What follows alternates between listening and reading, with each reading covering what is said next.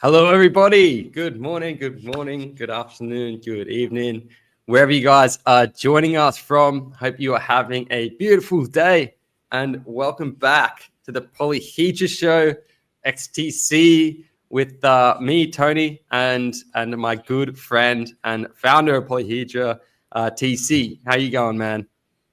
Great. Nice to see you again in a week. I know, man. Like I think we're just chatting. I got taken out by a serious flu. It was one of those recurring ones. It's been going around, but I'm back. I'm in good health, and it's good to see you, man, and good to talk to Good to you see you again. live again. Uh-huh. Yeah, hell yeah, Nice. TC. So, all right, we've got a lot going on, man. There is a lot going on. Um, Look, so even this. Let me start with this week in AI. What I've been looking at. All these stories seem to be pointing at a world where these machines are acting faster than our financial systems can currently contain. We saw Anthropic release, new work on autonomous agent behavior, warning that advancements will increasingly take actions without humans in the loop, unless strict control frameworks or safety nets exist. Open AI rolled out fresh API policy updates after a series of agentic misuse incidents. One of which was about like using poetry, like structuring inputs as poetry, which was interesting. These kind of prompt injection exploits capable of extracting, credentials and triggering unintended actions. And also, there's been a few reports showing that there's been a sharp uprise in automated AI-driven payment attacks as agents probe the financial edges of that humans haven't yet noticed. So, to me, man, all of these stories come together and kind of are speaking to the same thing, which is that AI is no longer just generating text. The agentic level is on the rise. It's becoming more and more immersed in our everyday lives. It's taking economic action for us. And the world really has no proper, safe, compliant, verifiable way for machines specifically and humans, but to move money. So we're back talking about Okash, our most exciting product right now. We are in testnet. We're really excited to be launching this. Obviously, we're talking verifiable computation and the emergence of what's really a new trust stack for the AI economy. So let's get into it, TC. I'm really excited about this one, man. So like I said, almost every headline's pointing to the same underlying failure here, that AI agents are taking autonomous actions. They're making decisions, pulling data, initiating tasks and whatnot. And the financial infrastructure that they interact with was essentially built for humans, right? So Right. I know I've heard you use the phrase before, like the agent settlement crisis. And I remember being like, what do you mean by that? Like, what's the difference between that and humans? So I guess like, what is it? And like, why is it suddenly the biggest like hidden risk that people aren't thinking about? Well, as you just said, most financial systems are built for human, and currently AI it just crash into it, and it's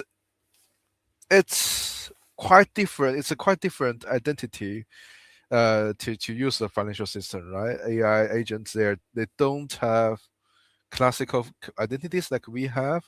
We human have biometric identity. You can look at my face. You can have Yeah. my fingerprint or whatever government issued ID. But okay, but back to agents, they don't. And if you want to use an autonomous agent to act as a secretary or act as a helper for you, they can basically do anything without getting, getting sued or getting any traced. Right. For example, they can drain your money. The guy behind it, the hacker behind it, can get the benefit, and nobody can trace it. Okay, that's a key issue where basically AI don't have identity, but okay, we are trying to fix it by giving AI a key. For example, giving AI, we can distinguish different AI agents, and we can make sure that the agent operating on your bank account, on your whatever key data, original one you intended to use, and we keep this AI. So this is for example, if you're trying to use a AI agent named produced by OpenAI, with our technology, you can keep using it, get verified, and nobody can inject or just replace your AI. Well, yeah, I think that's a key part. Got you. It makes sense, man. Like, like without the guardrails, essentially every agent is a potential like vector of attack, or Yeah. or like attack surface or attack agent, and every financial action along that chain Uh-huh. is vulnerable to either escalation of that problem or abuse. Think So about this. yeah, Let me make an example. For love it. example, if Tony, you're my agent, I appoint you as an agent, and what happened if a hacker event is quite similar to a kidnapping event in classical life, where you just get replaced by another one, another guy, and this guy take my money and just run away. Well, What are you gonna do? no, What are you gonna nothing can do? do. Nothing can do if without any identity stuff. Nothing you can do. So your AI Totally. agent, in the worst case, your AI agent get kidnapped and get replaced by a malicious agent. Nothing you can do. Your money just lost. Totally. It makes Yeah. sense, man. So when I spin up my own a likeness in an agent, I hope you do hire me as your assistant, and you're gonna save me from getting kidnapped. No, I love Let's it, go. man. Let's It's go. such a great analogy. It's such a great analogy. I really love it, man. I love your analogies because for us laymen's in the industry that aren't, as technologically, I'd say, adapt as yourself. I love it when you break these things down for me, and the audience and our community very rarely gets to see that. But I find it hilarious, man. Sorry, but like you got some great ones.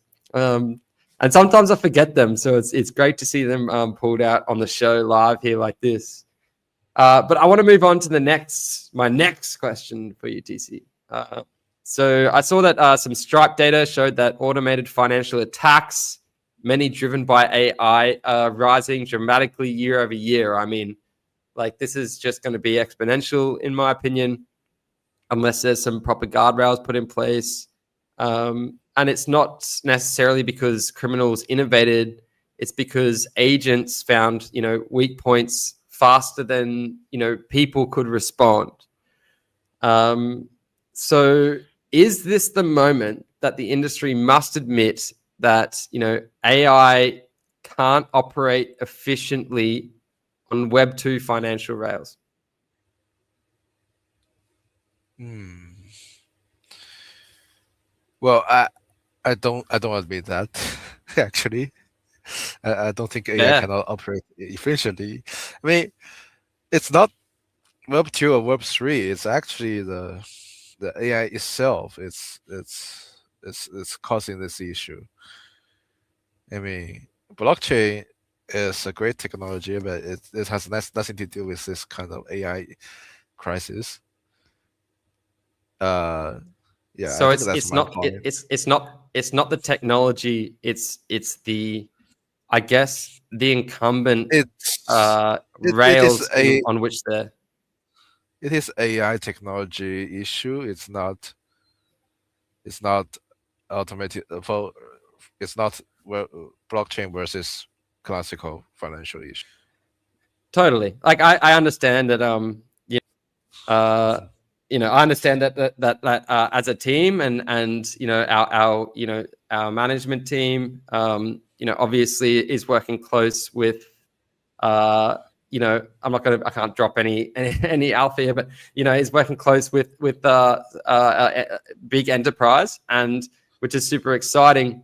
So I threw that question at you as a bit of a curveball, just to make the distinction that it's not a Web 2 or Web 3 issue. It's I think a lot of people want to think like, oh, we need Web 3 in order for verifiable transactions to work, and applications and technology like Okash, there's a distinction made that this is actually applicable across the entire stack, right? Whether like the entire financial stack. Uh, well, let me let me tell you what Okash is adding on top of traditional finance. So it's we say it's a private transaction, but as we all know, classical financial system they are all private, right? Your bank account is not public to Mm-hmm. me, right? It's only public to you. It's only accessible by yourself. What's the difference? Okay, what's the difference can blockchain technology, blockchain style technology bring us? Well, we kind of okay. I would personally call it transparency. Oh well, but look, I mentioned two words, right? Privacy and transparency. They sound like they're conflicting, but it's not. Mm-hmm. What we are trying to transparent on is a set of rules. We are trying to transparent. For example, if you want to build just a simple, very simple cash system, the set of rules you are trying to obey is quite simple. You just want to obey this one simple rule is the amount of input money is equal to the amount of output money, right? So you don't create any new money, yet you don't lose any existing money.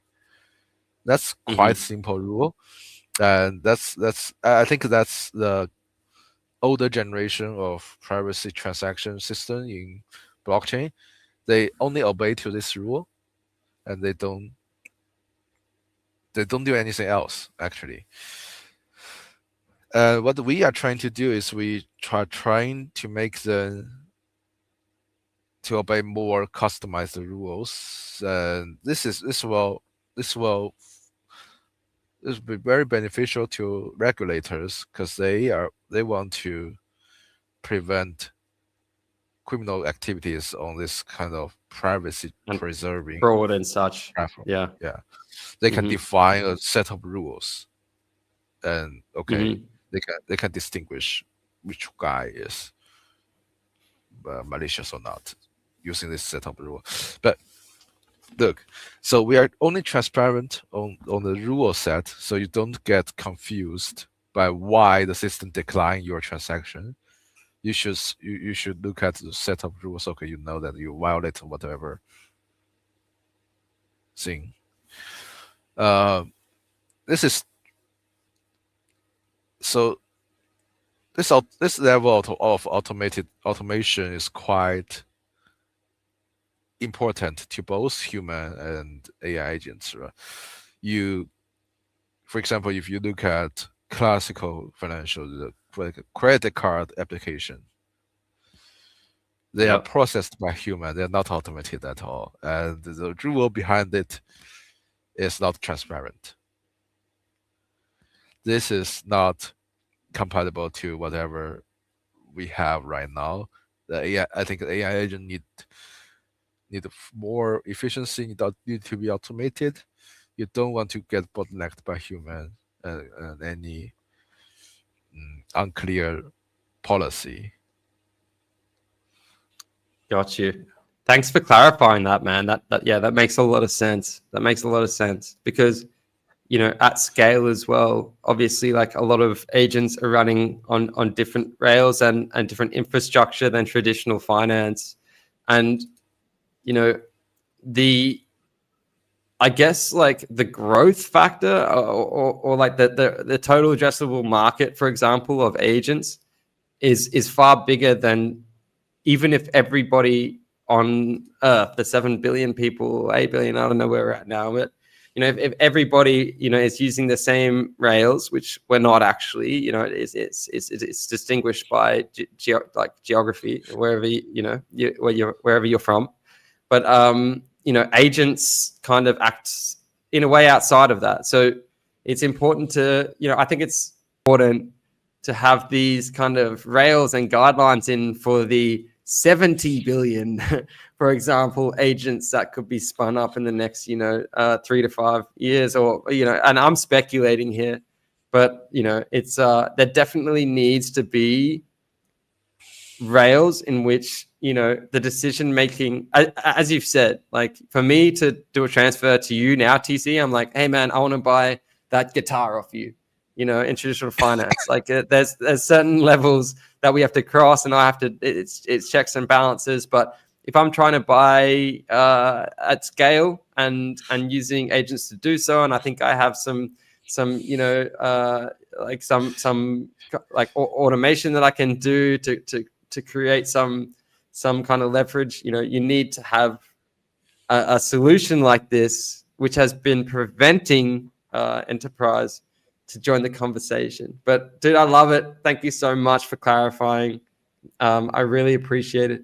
I do want to touch on one thing here, because I've shared this with all of my friends, everyone in the industry that I know, and everyone's super excited about it. And the very first question they ask me before they understand, like then they read the paper, they understand, like, you know, pretty quickly, but it's always the first question. And I just want to make this really clear to everybody that's watching. So Okash, it's not a, like, you know, it's not a privacy coin, right? It's fundamentally something new. It's not like a old mixer, you know, like a Tornado Cash. It's fundamentally a new paradigm. So for anybody hearing about this for the first time, maybe like in one sentence or one like an explanation, you can tell us like, what is Okash? It's okay. It's quite hard to tell it in one sentence. Let me separate it. It's a challenge. It's a private platform for users. It's I would say it's a quite transparent platform for auditors, and it's not a platform for malicious user. Quite simple. Got you. For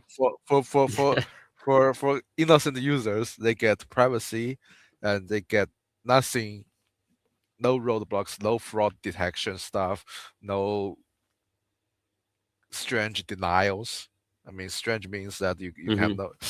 Well, you got that point.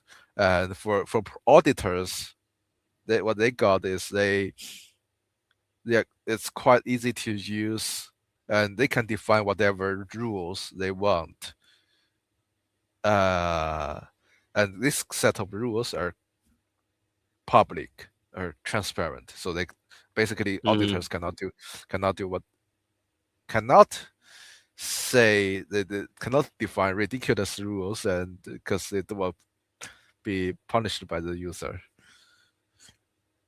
Absolutely. I mean, yeah, the mixers, they erase the history, and regulators can't work with that. You know, Okash will selectively reveal the history on demand if audited, right? Like one if they thing, like, match it. If they match the totally. rules.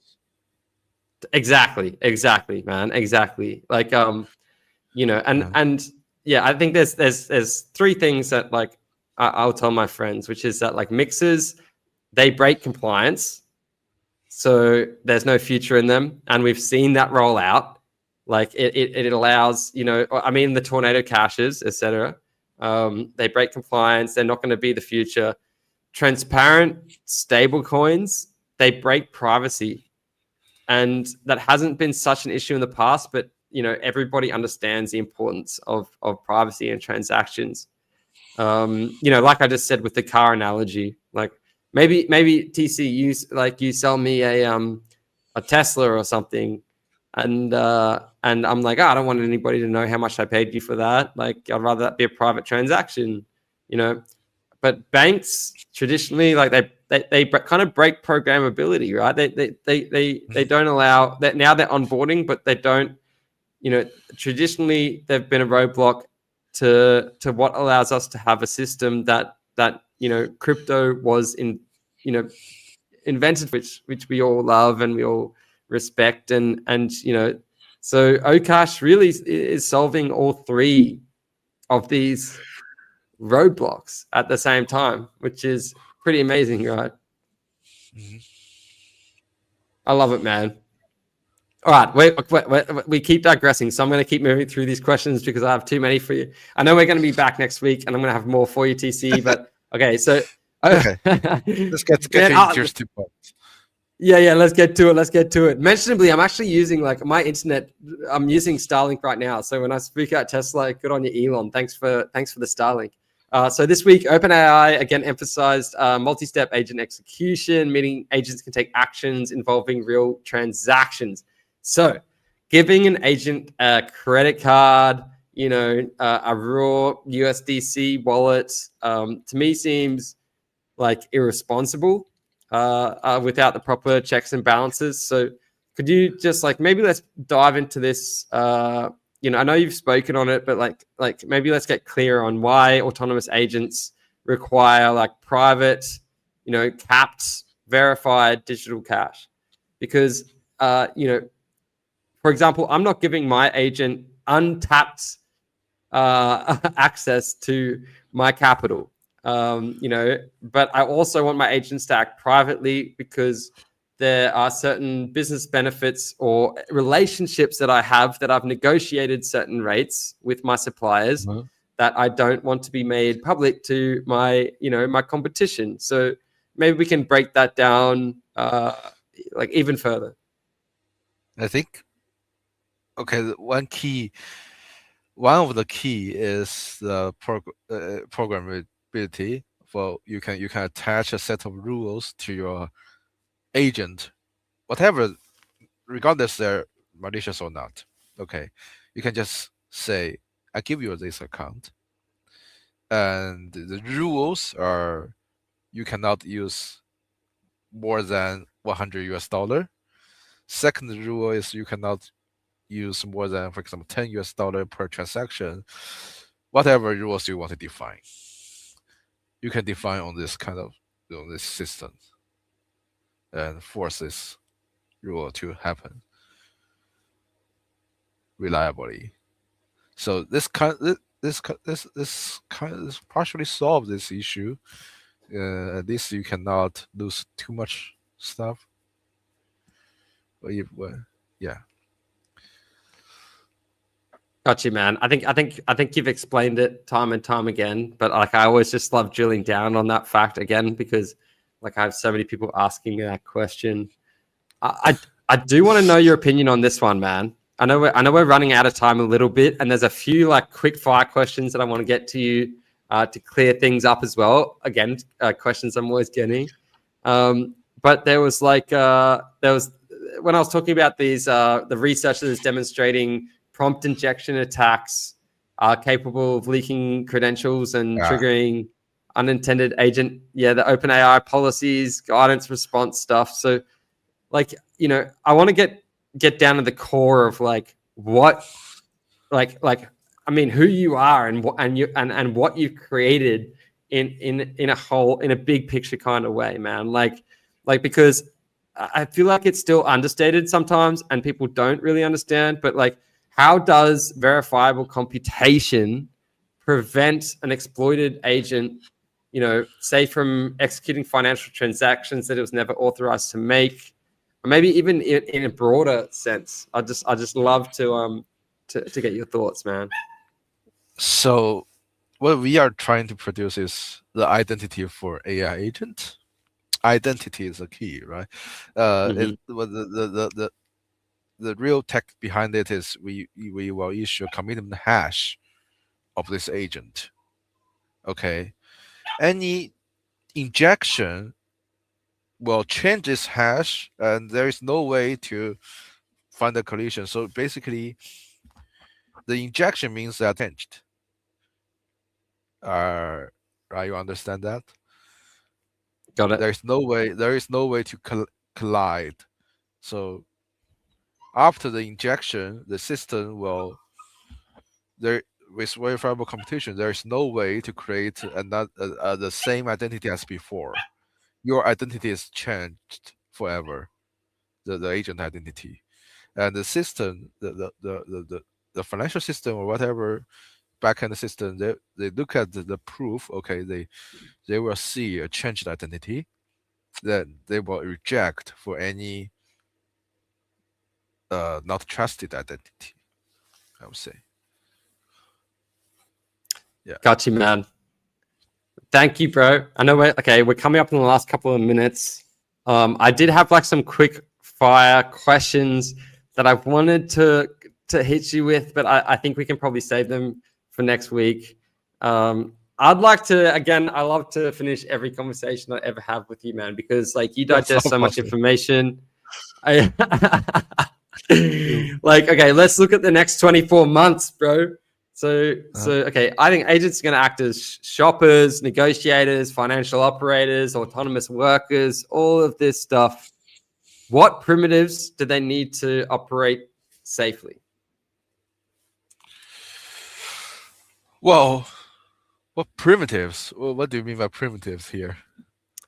Okay, for example, cryptographic identity, intent proofs, obviously settlement rails like Okash, like what are the basics? I mean, these are the three that I can think of that that I think are unarguable, right? You've mentioned, like there needs to be identity, right? There needs to be some source of like intent, or at least like an audit trail. Private settlement rails, Okash, like that is to me going to be like the wow moment of the next like 6 months in terms of crypto. I think that people are going to once they like understand and use this at scale, that's going to be the wow moment. So I guess they're the three I can think of. Well, we are still missing a very important point.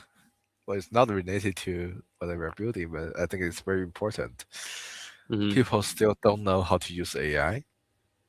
Or if you look at it from another point, AI is still not intelligent enough for people to correctly use it.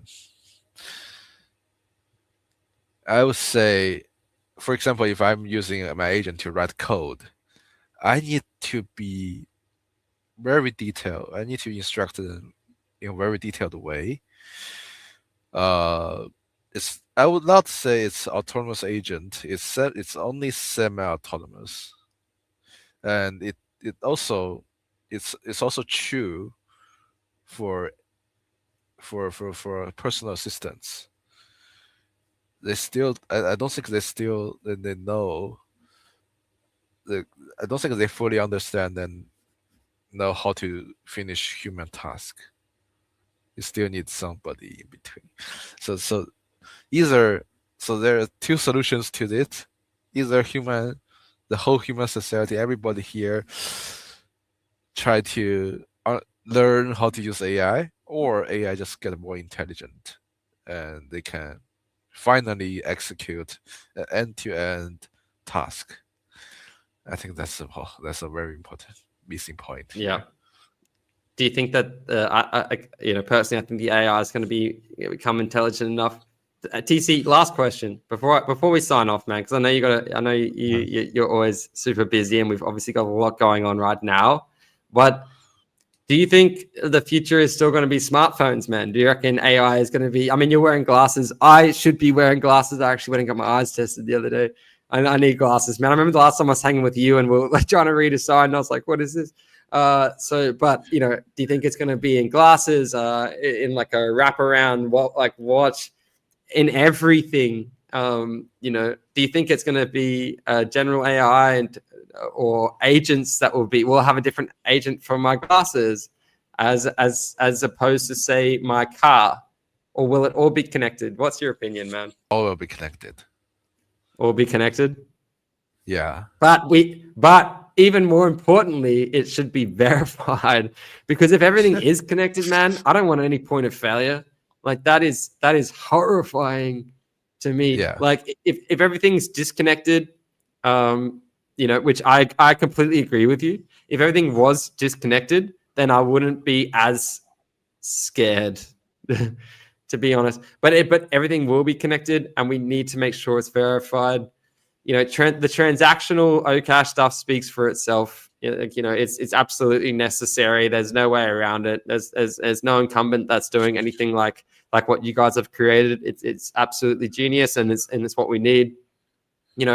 Autonomous agents or semi-autonomous agents, as you put, they're here and they're here to stay. They'll negotiate, they'll transact, they'll execute tasks, and one day, very soon they're going to operate at scale and speed that humans never could.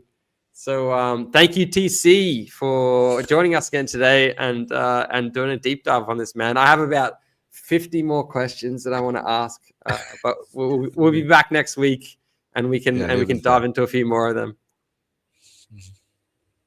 Thanks for joining us, man. Have a great day out there, and I'm sure I'll chat to you in the next hour or so. But we'll be back next week.